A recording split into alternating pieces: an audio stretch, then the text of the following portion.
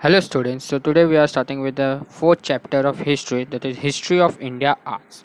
So starting with what is arts? Okay, so it is a natural human instinct to want to share his experience, okay, wisdom and emotions. जब भी कोई इंसान को अपना knowledge, अपना विजडमनेस, अपने emotion किसी के मीडियम थ्रू एक्सप्रेस करने का हम लोग उसे आर्ट कहते हैं. ओके, बेसिकली आर्ट्स मीन्स हम लोग अभी तक समझते हैं या लोगों को लगता है कि arts means only painting drawing, लेकिन आर्ट्स में और भी बहुत कुछ इंक्लूड होती है. Singing, dancing, cooking, painting, okay, sketching, ये सब चीज़ें आर्ट्स जिसके थ्रू हम लोग अपना नॉलेज, अपना विजडमनेस, अपना इमोशन दिखा सकते हैं, एक्सप्रेस कर सकते हैं, उसे हम लोग आर्ट्स कहते हैं. ठीक है ना. The artist power of imagination, sensibility, state of emotion and skill. The most important part is skill. ठीक है ना. ये सब क्रूशियल फैक्टर्स है ऑफ आर्टिस्टिक क्रिएशन. अगर कुछ भी हमको आर्टिस्टिक क्रिएशन करने का तो उसमें कुछ फैक्टर्स लगते हैं. इमेजिनेशन लगता है, इमोशन लगता है, सेंसिबिलिटी, रिस्पॉन्सिबिलिटी, स्किल्स, ये सब की ज़रूरतें हमारे लगती है, होती है. Next is visual arts and performing arts. तो व्हाट इज आर्टिस्टिक क्रिएट. जो भी आर्टिस्ट लोग कुछ अपने परफॉर्मेंस अपने क्रिएट करते तो दो टाइप्स के होते हैं. First is visual art and next is performing art. Okay, और संस्कृत में इनके कुछ टर्म रखे गए. For visual art it is called as drik kala, and for second type that is performing art, उसको कहते हैं ललित और अंगिक कला. ओके, एंड मैनी हम लोग प्री हिस्टोरिक टाइम से देखेंगे तो अभी तक हम लोग को कुछ एविडेंस मिले हैं ऑन द रॉक. जैसे कि एक बार many examples of prehistoric rock art have been discover at many different sites in the world. और इससे ये पता चलता है कि विजुअल आर्ट्स जो है, विजुअल मतलब देख के आर्ट जो देखी जा सकती है, लाइक पेंटिंग, स्केचिंग, ये स्टोन एज टाइम से चलती आ रही है. ठीक है ना. ऐसे बहुत सारे एविडेंस हमको दिखे गए हैं, मिले गए हैं.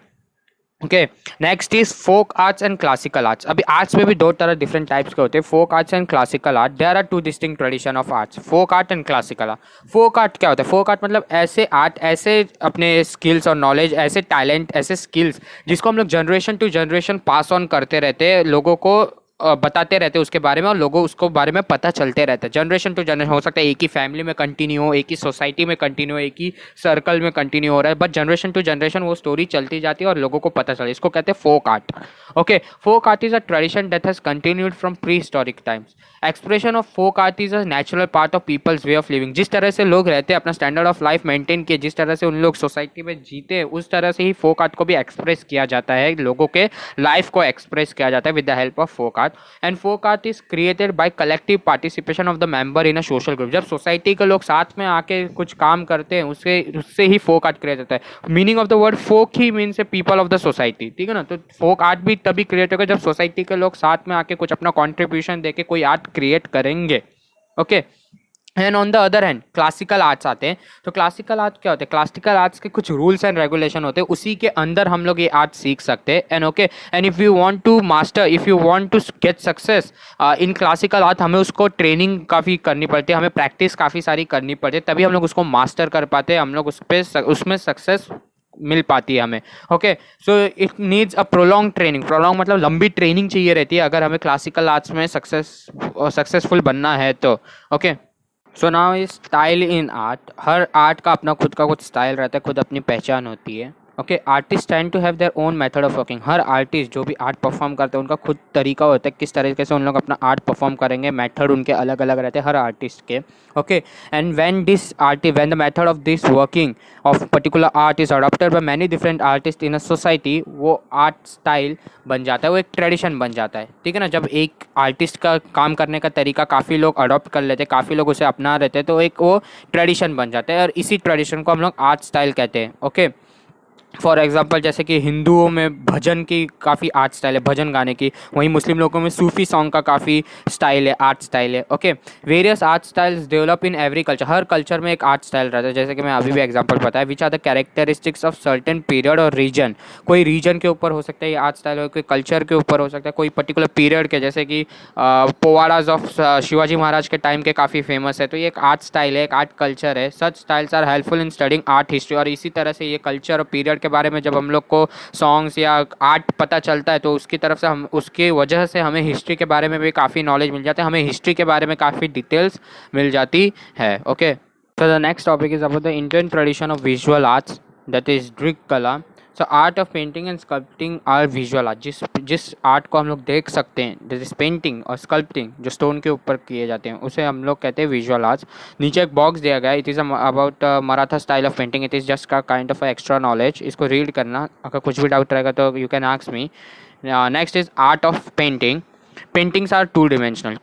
कोई भी पेंटिंग टू डिमेंशनल होती है, आजकल तो 3D डिमेंशनल आ चुके हैं, लेकिन उस वक्त के हिस्ट्री के बारे में जब हम बात कर रहे थे, हर आर्ट टू डिमेंशनल होते थे।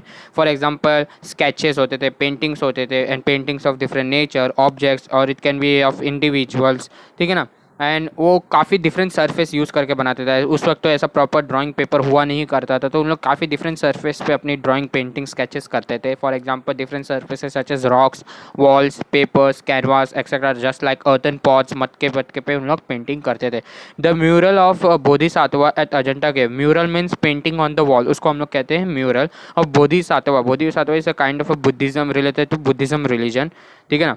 अजंता केव्स पे उनकी पेंटिंग है, ये म्यूरल बनाई गई है, is one of the finest example of art of painting. बहुत अच्छी पेंटिंग है जो अजंता केव्स के दीवारों पे बनाई गई है, वो भी काफ़ी हिस्ट्री के टाइम से। Okay, so next is about the folk style of paintings. So rock paintings dating to stone age से rock painting हमारे देश में चलते आई है, हमारे वर्ल्ड में चलते आई है, और उसके काफ़ी एविडेंसेस डिस्कवर हो चुके हैं in many different countries, not only in India but काफ़ी डिफरेंट कंट्रीज में भी उसके एविडेंसेस पाए गए हैं कि रॉक पेंटिंग स्टोन एज से चलती आ रही है। And India there are rock painting sites in many different places in various different states of India, just as Madhya Pradesh, Uttar Pradesh, Bihar, Uttarakhand, Karnataka, Andhra Pradesh and Telangana। ये काफ़ी जगह पे rock painting की काफ़ी different world heritage sites है, available हैं। The rock painting in the caves of Bhimbetka. Bhimbetka एक caves है which is located in Madhya Pradesh, वहाँ पे काफ़ी फेमस साइट्स है रॉक पेंटिंग के लिए। Bhimbetka is a world heritage sites. Okay, Bhimbetka actually एक वर्ल्ड हेरिटेज साइट्स है। Rock painting usually depict human, animal and geometric figure. अधिकतर ज़्यादातर रॉक पेंटिंग में हमें ह्यूमन फिगर, एनिमल्स और जोमेट्रिक फिगर, मतलब इरेगुलर साइज ऑफ जोमेट्री जैसे सर्कल, रेक्टेंगल, ये सब हमें देखने को काफ़ी मिलते हैं। However style of rock painting seems to be changing according to the culture changes. जैसे लोगों की कल्चर चेंजेस होते जा रही है, जैसे स्टोरेज टाइम में भी लोग प्रोग्रेस करते जा रहे, डेवलपमेंट आते जा रहे, changes in their drawing can also be evident from their from what is visible in front of us, ठीक है ना। Change is visible in the depiction of flora and fauna, or it may be evident in the style of portraying various figures and also in the colors that were used। तो ये change कैसे visible है? First of all जिस तरीके से उन लोग drawing करते आ रहे थे स्टोन एज से आगे उनके डेवलपमेंट तक, उनके ड्राइंग, उनके पेंटिंग में काफ़ी चेंजेस हमें ईजिली दिखाई देते हैं, काफ़ी एविडेंट है कि उनके चेंजेस हो रहे, जो भी डेवलपमेंट उन लोग करते हैं। एंड द नेक्स्ट इज उनके फिगर्स जो भी उन लोग ड्रॉ कर रहे थे वो भी काफ़ी हद तक चेंज हो रहे थे, काफ़ी हद तक डेवलपमेंट ला रहे थे उन लोग अपने पेंटिंग में, अपने ड्राइंग में। ओके, एंड नेक्स्ट इज उन लोग कलर्स धीरे धीरे ज़्यादा यूज़ करने लगे थे। फर्स्ट तो जो भी उनके आसपास पत्थर गिरे हुए रहते थे, स्टोन्स जो रहते थे, उसी से उन लोग पोर्ट्रे करने की कोशिश करते थे अपने स्किल्स, अपने ड्राइंग को। But later they started using different colours, okay, such as black, red and white colours उन लोग अपने रॉक पेंटिंग में यूज़ करने लगे। And this colours such as black, red और वाइट, ये सब कलर्स उन लोग नेचुरल सब्सटेंसेस से बनाते थे, जैसे कि ब्रिक्स अगर उनके आसपास है तो उसको चूरा करके it was quite easy for them to make colours like red colour from that bricks which was okay near them or which was located near them। Okay, and with the help of this rock paintings, with the help of gaining different knowledge from this rock painting, we can easily understand that the knowledge of ancient people, उस वक्त लोग कैसे जीते थे, कैसे उनके standard of living थे, क्या खाते थे, कैसे एग्रीकल्चर करते थे, कैसे उन्होंने डेवलपमेंट लाया अपने कल्चर, अपने सोसाइटी में, ये काफ़ी चीज़ें उस रॉक पेंटिंग से विजुअली हमें पता चल सकती है। Okay, and apart from this all thing, it is also quite possible to understand how those people, how the people living in the stone age time exploited the natural resources that were available at that period of time, ठीक है ना। उन्होंने natural resource को भी काफ़ी affect किया, काफ़ी चोट पहुंचाई, काफ़ी अफेक्ट किया। Okay, so the tradition of folk style of painting. Folk style की जो पेंटिंग होती थी, जैसे कि कुछ लोग अपने सोसाइटी में जो पेंटिंग करते थे, it is quitely connected with the rock painting.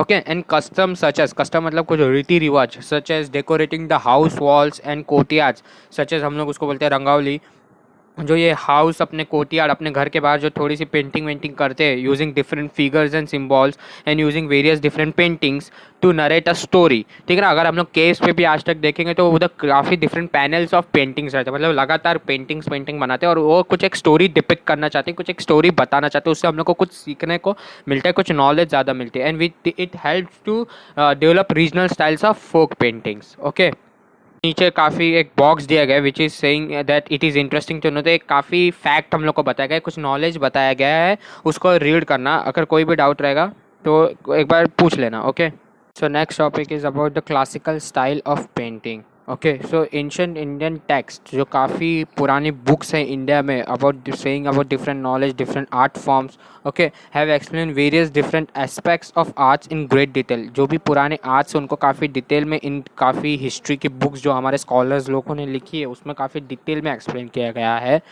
There are altogether 64 arts mentioned in this text. Okay, 64 तरह के different arts इस books में जो कि ancient history में लिखी गई है उसमें mention किया गया है।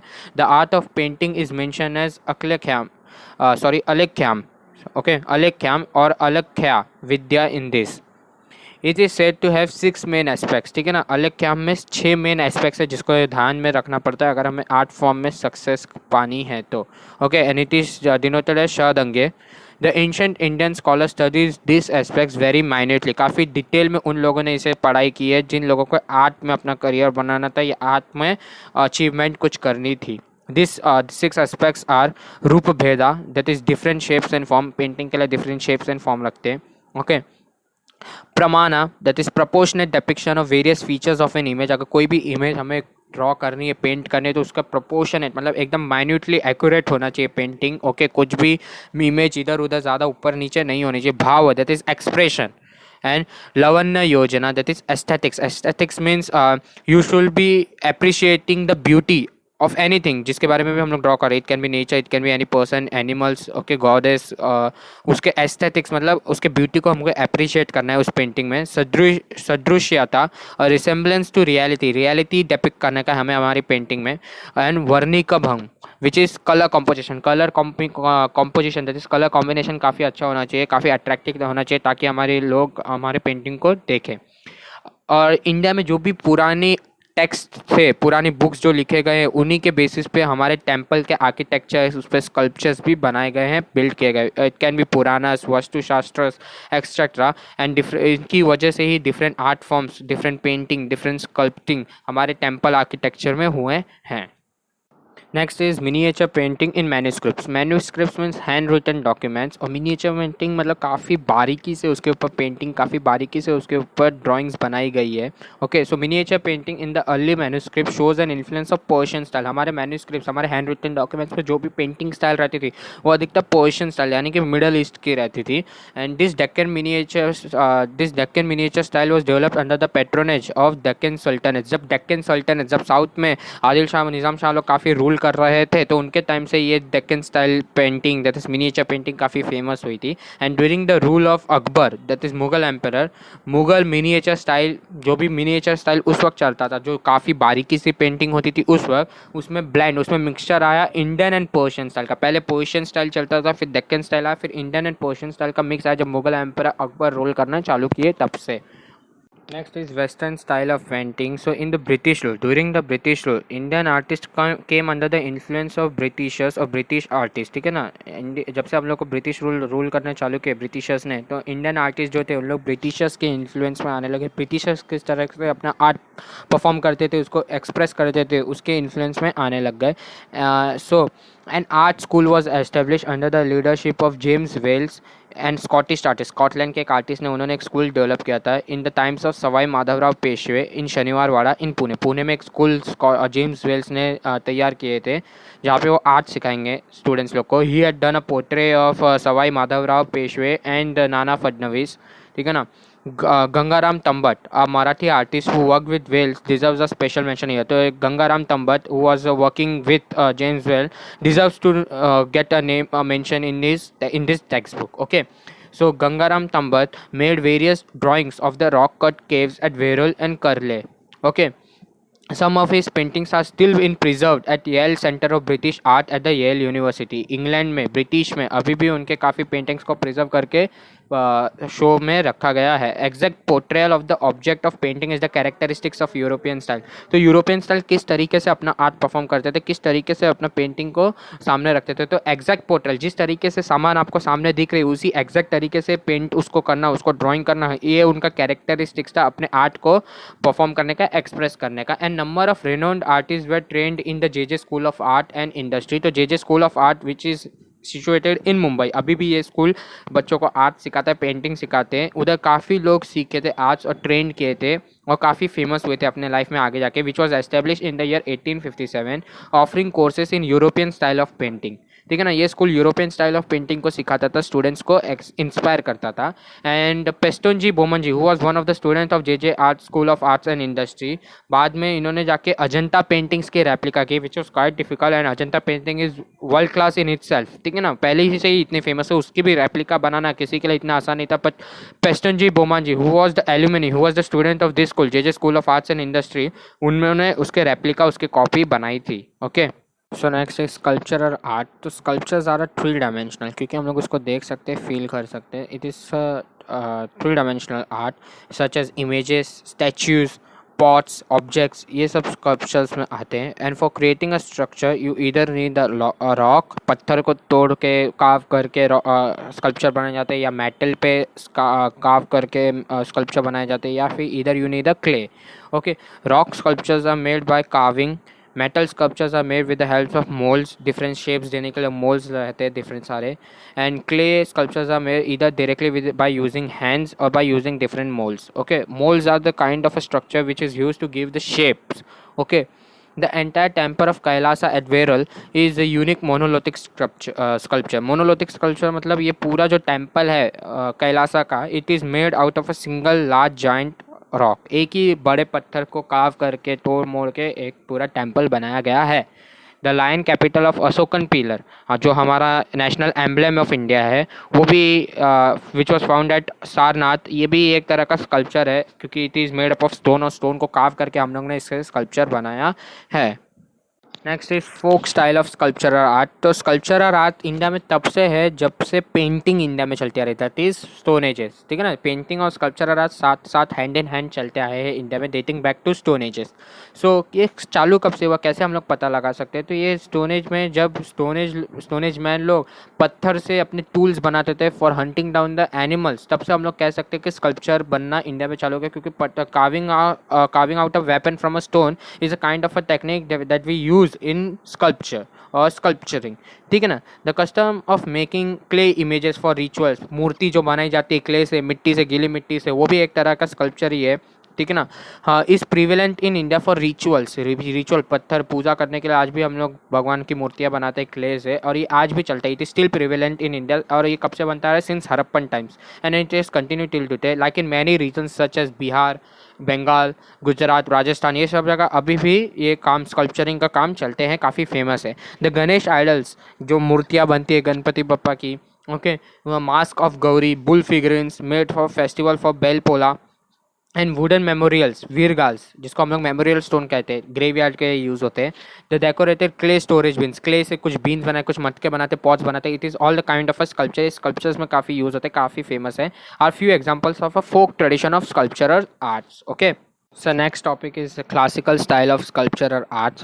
So Harappan seals means kind of a coin, stone and bronze statues tell us about the history which is 5,000 year olds or even older than that. ठीक है ना, 5,000 साल पहले के भी हिस्ट्री हमें इन क्लासिकल हरप्पन सील्स या उनके ब्रॉन्ज स्टैचूज में से हमें पता चलते हैं.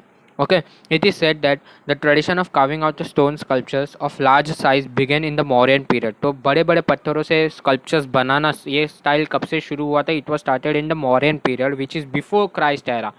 मतलब आज से भी 3-4 हज़ार साल पहले की बात हम लोग कर रहे, तब से स्कल्पचर बनाना चालू हो गया था. और date to out of a large stone, large rocks. Okay, so Sanchi Sanchi stupa, हम लोग ने इस बारे में इसके बारे में इस स्ट्रक्चर के बारे में सभी लोगों ने सुना होगा. Sanchi stupa was erected emperor Ashoka's time, Ashoka के टाइम से सांची स्तूपा है. लेकिन however beautiful sculptural embellishment of the stupa was suppose to be later additions. So meaning of the word embellishment is a feature added in a sculpture और a painting to make it more attractive. ठीक है ना. तो ये जो कहते हैं, ये जो जो उसका एंट्रेंस गेट जैसा था, ये जो इरेक्शन था, ये स्टोन का, स्कल्पचर का, ये पहले ही बना के रखते. तो उसके बाद जो बाकी स्ट्रक्चर था बाद में ऐड ऑन किए, बाद में उसको बनाया गया था. ठीक है ना. The sculptures at Bharhut are testimonies to continue development of sculptural art in India. The meaning of the word testimonies is evidence. तो जो इंडिया में कैसे डेवलप हो रहा था स्कल्पचरल आर्ट, ये काफ़ी एविडेंट है, काफ़ी हमारे सामने एविडेंस है इसके कि इंडिया में डेवलप हो रहा था स्कल्पचरल आर्ट. लोग और प्रोग्रेस कर रहे थे इस फील्ड में. Okay, so Buddhism was spread in all over the country outside the India. Buddhism was the fastest growing religion in the world at that moment of a time outside India. In India also, the tradition of erecting Buddhist stupas began in those countries. Well, जिस country में Buddhism काफ़ी तेजी से काफ़ी rapidly grow कर रहा था, उस country में stupa raise करने का, stupa erect करने का idea बन रहा था. stupa erect किए जा रहे थे. The stupa of Borobudur in Indonesia is the largest stupa in the world. ठीक है. It was build during the time of 8th to 9th century. ठीक है ना. आज से करीबन 1200 साल पहले ये बोरबुदुर स्तूपा को इंडोनेशिया में इरेक्ट किया गया था, बनाया गया था. And it was declare as the world heritage site in the year 1991. Okay. So next topic is about the Indian iconography. अभी वर्ड आइकोनोग्राफी का मीनिंग क्या होता है ये हम लोग आगे और थोड़ा डिटेल में पढ़ने वाले हैं. So the Gandhara school of art came into being in the 2nd century before Christ era. 2nd century and that too before Christ era, मतलब आज से करीबन 2200 साल पहले एक स्कूल आर्ट की बनाई गई थी in Afghanistan and neighbouring regions. Okay. और इस स्कूल में it would help to teach paintings or art related of influence of Greek and Persian influence. तो ये किसके कल्चर के बारे में ज़्यादा बताते थे? ग्रीक और पर्शियन कल्चर ट्रेडिशन के बारे में ज़्यादा इस Gandhara school of art which is situated in Afghanistan ज़्यादा बताते थे. The first to third century that is after Christ era, this is was the Kushana period. हमारे इंडिया में कुशाना पीरियड उस वक्त चल रहा था, 1st to 3rd century. And this period we saw the rise of Mathura school of art. The Mathura school laid the foundation of Indian iconography. तो Indian iconography Mathura school of arts that is आज से करीबन 1500 साल 1700 साल पहले से चालू हुआ था. iconography is a branch of knowledge which includes everything about making the images of gods and goddess. भगवान की मूर्तियाँ बनाना, भगवान की पेंटिंग बनाने को iconography कहते हैं. ओके, यही उसका मीनिंग है. The Kushana kings made use of various images of deities on their coins. तो जब कुशाना किंगडम, कुशाना पीरियड चालू था तो उन लोग अपने कॉइन्स पर, अपने सील्स पर भगवान की मूर्तियाँ, फोटोज प्रिंट करवाना, स्कल्पटिंग करवाना, कार्व करवाना पसंद करते थे. And during the period of Gupta empire, ठीक है ना, इस रूल्स को काफ़ी चेंज किए गए, काफ़ी फॉर्मुलेट किए गए और उनके स्टैंडर्ड सेट किए गए कि किस तरीके से कौन से भगवान की किस कॉइन पे इमेज होगी, किस तरीके से होगा, कितना पोर्शन होगा, ये सब फॉर्मुलेट किए गए, रूल्स बनाए गए, स्टैंडर्ड सेट किए गए. The art of making bronze images was developed under the Chola Kings during the 9th to 13th century. ठीक है ना. ब्रॉन्ज से अभी इमेजेस भगवान की बनानी चालू किए, डेटिस की इमेजेस चालू किए. And that too during the reign of Chola kings between 9th to 13th century.